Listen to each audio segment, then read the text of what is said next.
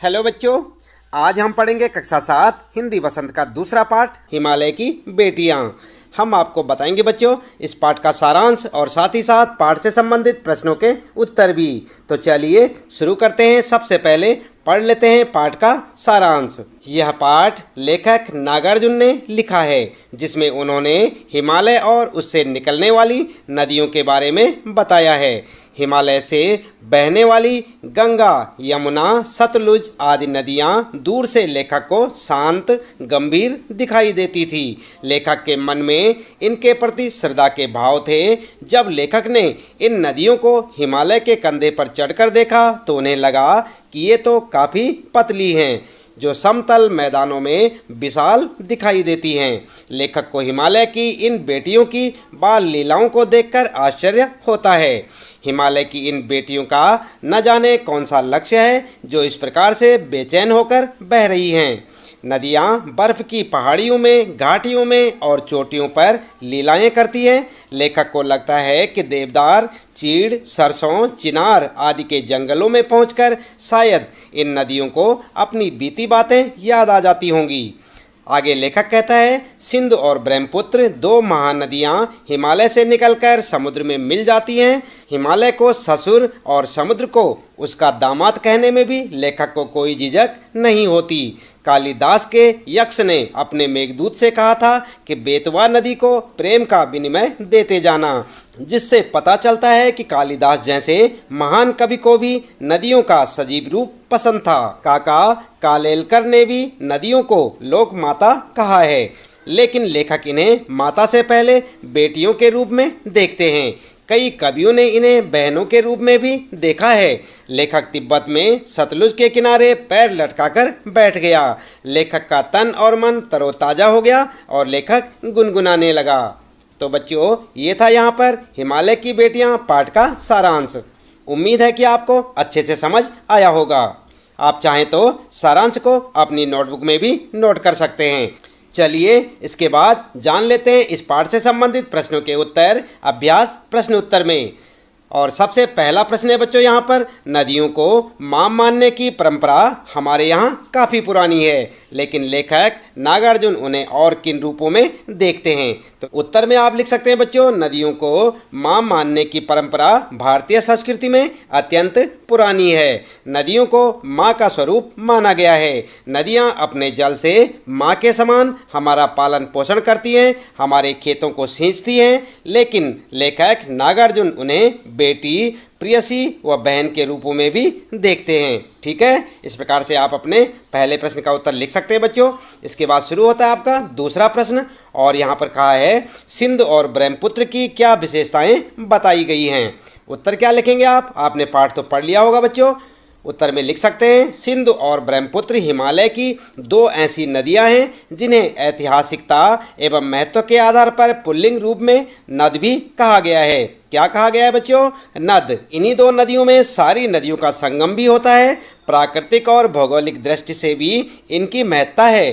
कहा जाता है कि ये दो ऐसी नदियां हैं जो दयालु हिमालय के पिघले हुए दिल की एक एक बूंद से निर्मित हुई हैं। इनका रूप विशाल और विराट है। इनका रूप इतना लुभावना है कि सौभाग्यशाली समुद्र भी पर्वतराज हिमालय की इन दो बेटियों का हाथ थामने पर गर्व महसूस करता है।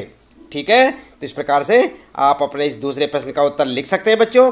इसके बाद देख लेते हैं, आइए तीसरा प्रश्न। और यहाँ पर पूछा है, काका कालेलकर ने नदियों को लोकमाता क्यों कहा है? जानते हैं आप क्यों कहा है बच्चों? चलिए देख लेते हैं उत्तर में। नदियाँ युगों युगों से मानव जीवन के लिए कल्याणकारी रही हैं। ये युगों से एक माँ की तरह हमारा भरण पोषण करती हैं। इनका जल भूमि की उर्वरा शक्ति को बढ़ाने में विशेष भूमिका निभाता है। इसलिए नदियाँ माता के समान पूजनीय, पवित्र एवं कल्याणकारी हैं। मानव नदी को दूषित करने में कोई कसर नहीं छोड़ता, परंतु इसके बावजूद भी अपार दुख, गंदगी, अवहेलना सहकर भी हमारा कल्याण उसी प्रकार करती हैं जैसे अपने नालायक पुत्र का कल्याण माँ चाहती है।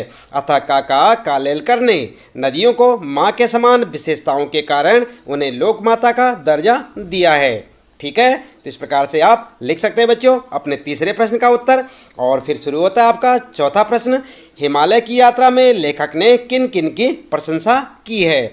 तो क्या लिखेंगे उत्तर में? उत्तर लिखेंगे हिमालय की यात्रा में लेखक ने हिमालय की अनुपम छटा की, नदियों की अटखेलियों की, बर्फ से ढकी पहाड़ियों की, पेड़ पौधों से भरी घाटियों की, देवदार, चीड़, सरो, चिनार, सफ़ेदा और कैल से भरे जंगलों की प्रशंसा की है।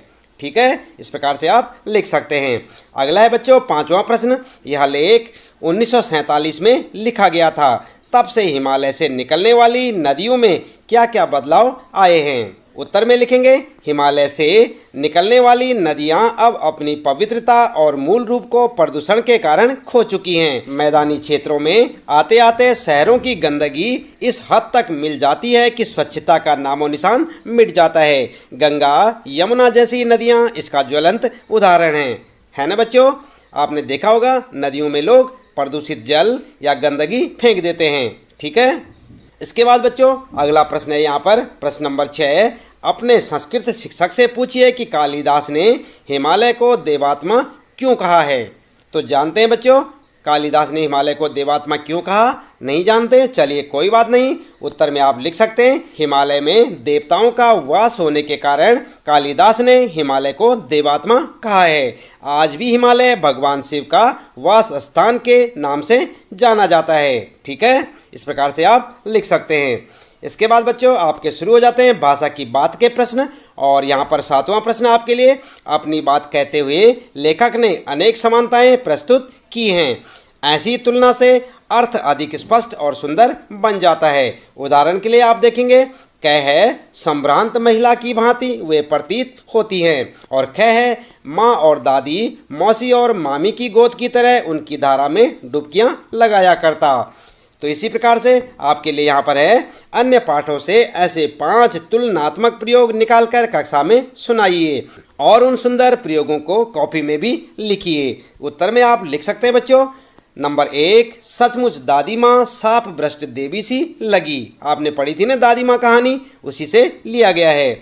इसके बाद दूसरा है बच्चों, बच्चे ऐसे सुंदर जैसे सोने के सजीव खिलौने। ठीक है, और तीसरा लिखेंगे हरी लकीर वाले सफ़ेद गोल कंचे बड़े आंवले जैसे। अगला लिख सकते हैं आप चौथा, बड़े मियाँ के भाषण की तूफान मेल के लिए कोई निश्चित स्टेशन नहीं है। सुनने वाला थक कर जहाँ रोक दे वहीं स्टेशन मान लिया जाता है। और 5वां लिख सकते हैं आप बच्चों, संध्या को स्वप्न की भांति गुजार देते थे। ठीक है, इस प्रकार से आप अपने इस प्रश्न का उत्तर लिख सकते हैं। अगला प्रश्न है बच्चों, निर्जीव वस्तुओं को मानव संबंधी नाम देने से निर्जीव वस्तुएं भी मानो जीवित हो उठती हैं। लेखक ने इस पाठ में कई स्थानों पर ऐसे प्रयोग किए हैं, जैसे कि आप देख सकते हैं क है परंतु इस बार जब मैं हिमालय के कंधे पर चढ़ा तो वे कुछ और रूप में सामने था। ठीक है, और ख है काका कालेलकर ने नदियों को लोकमाता कहा है। तो इसी प्रकार से आपको लिखना है पाठ से इसी तरह के और उदाहरण ढूंढिए। तो आपने और उदाहरण ढूंढने बच्चों। उत्तर में आप किस प्रकार से लिखेंगे? उत्तर लिख सकते हैं नंबर 1, नदियां संभ्रांत महिला की भांति प्रतीत होती थी। दूसरा लिख सकते हैं जितना कि हिमालय की गोद में बच्चियां बनकर ये कैसे खेला करती हैं। तीसरा लिख सकते हैं बच्चों, हिमालय को ससुर और समुद्र को दामाद कहने में कुछ झिझक नहीं होती थी। और अगला लिख सकते हैं चौथा, बूढ़ा हिमालय अपनी इन बेटियों के लिए कितना सिर धुनता होगा। ठीक है, तो इस प्रकार से आप अपना उत्तर लिख सकते हैं बच्चों। फिर आता है आपका अगला प्रश्न, और यहाँ पर पूछा है पिछली कक्षा में आप विशेषण और उसके भेदों से परिचय प्राप्त कर चुके हैं। आपने पढ़े थे बच्चों पिछली कक्षाओं में विशेषण और उसके भेद पढ़े थे। चलिए नहीं पढ़े थे कोई बात नहीं, आपको वीडियो के नीचे डिस्क्रिप्शन बॉक्स में आप देखें, वहाँ पर विशेषण का चैप्टर आपको लिंक देखने को मिलेगा। आप उस पर क्लिक करें और वहाँ पर आपको विशेषण के बारे में पूरी जानकारी मिल जाएगी। आइए अपने प्रश्न में देखते हैं। नीचे दिए गए विशेषण और विशेष संज्ञा का मिलान कीजिए। तो आपको यहाँ पर इस प्रकार से देखने को मिलेगा बच्चों, एक तरफ लिखा है विशेषण और इधर लिखा है विशेष्य, और यहाँ पर लिखा है संभ्रांत, चंचल, समतल, और इसके नीचे लिखा है घना और फिर मूसलधार। और दूसरी तरफ देख सकते हैं बच्चों वर्षा, जंगल, महिला, और उसके नीचे नदियाँ और आंगन। तो यहाँ पर जो है अपने उत्तर में आप इस प्रकार से मिलान कर सकते हैं बच्चों। यहाँ पर मिलान करना आपने विशेषण और विशेष्य का। तो यहाँ पर लिखेंगे संभ्रांत महिला, यहाँ पर चंचल के साथ लिखेंगे नदियाँ, समतल के साथ यहाँ पर आंगन लिखे बच्चों, आंगन, और यहाँ पर लिखेंगे घना के साथ जंगल और मूसलाधार के साथ वर्षा। क्या समझे आप? संभ्रांत महिला, चंचल नदियाँ, समतल आंगन और घना जंगल और मूसलाधार वर्षा। तो इस प्रकार से आपका विशेषण और विशेष्य का मिलान हो जाएगा। इसके बाद बच्चों 10वां प्रश्न है, द्वंद्व समास के दोनों पद प्रधान होते हैं, इस समास में और शब्द का लोप हो जाता है। किस शब्द का लोप होता है? और शब्द का। ठीक है, आप ध्यान दें, द्वंद्व समास के दोनों पद प्रधान होते हैं, इस समास में और शब्द का लोप हो जाता है। जैसे राजा रानी, तो यहाँ पर क्या था? और, राजा और रानी। ठीक है, तो राजा रानी द्वंद्व समास है, जिसका अर्थ है राजा और रानी। पाठ में कई स्थानों पर द्वंद्व समासों का प्रयोग किया गया है, इन्हें खोजकर वर्णमाला क्रम यानी शब्दकोश शैली में लिखिए। तो आप देख सकते हैं बच्चों, उत्तर में आप लिखेंगे छोटी बड़ी यानी कि छोटी और बड़ी, दुबली पतली यानी कि दुबली और पतली, नंग धड़ंग यानी कि नंग और धड़ंग, और माँ और बाप। ठीक है, तो माँ बाप। इस प्रकार से आपका उत्तर हो जाएगा। इसके बाद बच्चों अगला है यहाँ पर प्रश्न 11वां, नदी को उल्टा लिखने से दीन होता है। क्या होता है? नदी को अगर हम उल्टा लिख दें तो क्या बनेगा? दीन, जिसका अर्थ होता है गरीब। दीन का अर्थ क्या होता है? गरीब। आप भी 5 ऐसे शब्द लिखिए जिसे उल्टा लिखने पर सार्थक शब्द बन जाए। प्रत्येक शब्द के आगे संज्ञा का नाम भी लिखिए, जैसे नदी का दीन। ठीक है, तो इस प्रकार से आपको यहाँ पर जो है बनाना है बच्चों। उत्तर के लिए आप क्या करेंगे, एक टेबल सी बना लें इस प्रकार से, जैसे कि आपको यहाँ पर दिखाई दे रही है, और यहाँ पर लिखेंगे नव। इसका नव का उल्टा क्या हो जाएगा? वन। नव का उल्टा क्या होगा? वन, और ये होगा जातिवाचक संज्ञा। राम, तो उल्टा क्या हो जाएगा? मरा। राम का उल्टा क्या हो जाएगा? मरा, और यहाँ पर ये हो जाएगी भाववाचक संज्ञा। इसके बाद बच्चों एक शब्द है राही, तो राही का अगर हम उल्टा कर दे तो क्या बनेगा? हीरा, और ये हो जाएगा द्रव्यवाचक संज्ञा। इसी प्रकार से एक शब्द है धारा, धारा को उल्टा कर दे तो क्या बनेगा? राधा, और ये होगी व्यक्तिवाचक संज्ञा, क्योंकि ये किसी का नाम है ना। और यहाँ पर नामी, यहाँ पर मीना, नामी का उल्टा क्या होगा? मीना, और ये भी होगी व्यक्तिवाचक संज्ञा। आई बात समझ में? तो इस प्रकार से आप अपना उत्तर लिख सकते हैं बच्चों यहाँ पर। इसके बाद आता है फिर अगला प्रश्न है आपका, समय के साथ भाषा बदलती है, शब्द बदलते हैं और उनके रूप बदलते हैं। जैसे बेतवा नदी का नाम दूसरा रूप क्या था? बेत्रावती। पहले क्या नाम था उसका? बेत्रावती। नीचे दिए गए शब्दों में से ढूंढकर इन नामों के अन्य रूप लिखिए। तो आपको क्या करना है यहाँ पर उत्तर में आप इस प्रकार से लिख सकते हैं बच्चों। लिखेंगे नया नाम और पुराना नाम। ठीक है, सतलुज का आप देख रहे हैं यहाँ पर सतद्रुम, रोपड़ का रूपपुर, झेलम का बितस्ता, चिनाब का बिपाशा, अजमेर का अजय मेरू। ठीक है, और इसी प्रकार से बनारस का वाराणसी। तो ये नया नाम और पुराना नाम। ठीक है, तो बच्चों इस प्रश्न के साथ ही इस पाठ से संबंधित प्रश्नों के उत्तर यहाँ पर समाप्त होते हैं। उम्मीद है कि आपको अच्छे से समझ आए होंगे। इसी प्रकार लगातार कक्षा 7 हिंदी वसंत के सभी पाठों के प्रश्न उत्तर जानने के लिए लगातार देखते रहे वीडियो, जुड़े रहे हमारे साथ। और यदि आप चैनल में पहली बार आए हैं तो चैनल को सब्सक्राइब अवश्य कर दें, बेल आइकन भी दबा दें बच्चों, ताकि आपको आने वाली प्रत्येक पाठ की वीडियो की नोटिफिकेशन मिलती रहे।